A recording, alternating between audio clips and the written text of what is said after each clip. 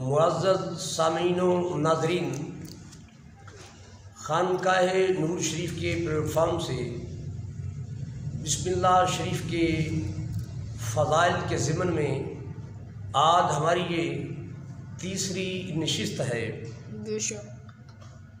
بسم اللہ شریف کے 19 حروف ہیں۔ اہل علم جانتے ہیں لفظ میں اور حرف میں فرق ہوتا ہے، تو بسم اللہ شریف کے جو حروف ہیں یعنی با، سین، میم، اس انداز میں وہ ان کی تعداد 19 ہے۔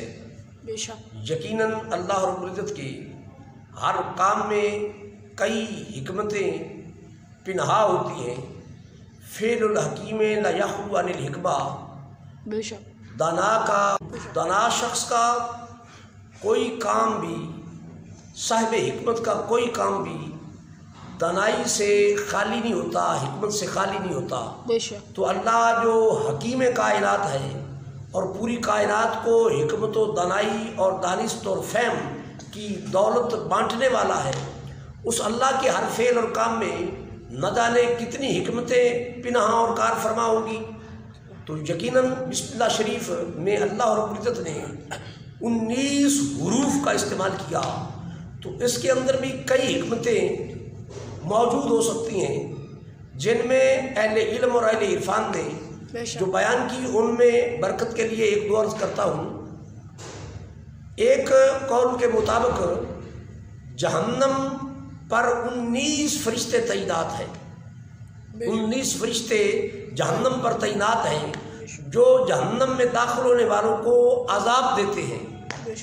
تو فرمایا گیا جو شخص بسم اللہ شریف کو کثرت کے ساتھ پڑھے گا، ہر کام میں پڑھے گا اور اسے ورد زبان رکھے گا، اللہ اسے جہنم کے 19 فرشتوں کے عذاب سے محفوظ رکھے گا۔ سبحان اللہ، سبحان اللہ۔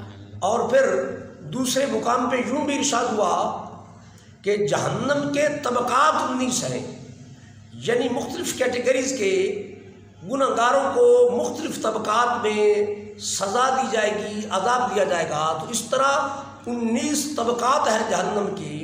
تو جو بسم اللہ شریف کو حرز جاں بنائے گا، ہر کام سے پہلے اسے پڑھے گا اور اپنی زبان اس کے ساتھ تر رکھے گا، اللہ اسے جہنم کے 19 طبقات کے عذاب سے محفوظ فرمائے گا۔ سبحان اللہ، سبحان اللہ۔ اور اس ضمن میں ایک روایت اور ہے جو سامعین کی نظر کرنا چاہوں گا۔ اللہ رب العزت نے ارشاد فرمایا جو شخص بسم اللہ شریف کو ورد کرے گا، اسے پڑھے گا اور کثرت سے پڑھے گا، اسے اللہ پاک بے پناہ بے حساب اجر عطا فرمائے گا، ثواب عطا فرمائے گا، جس کا شمار کر لینا یہ بندوں کے بس کی بات ہی نہیں۔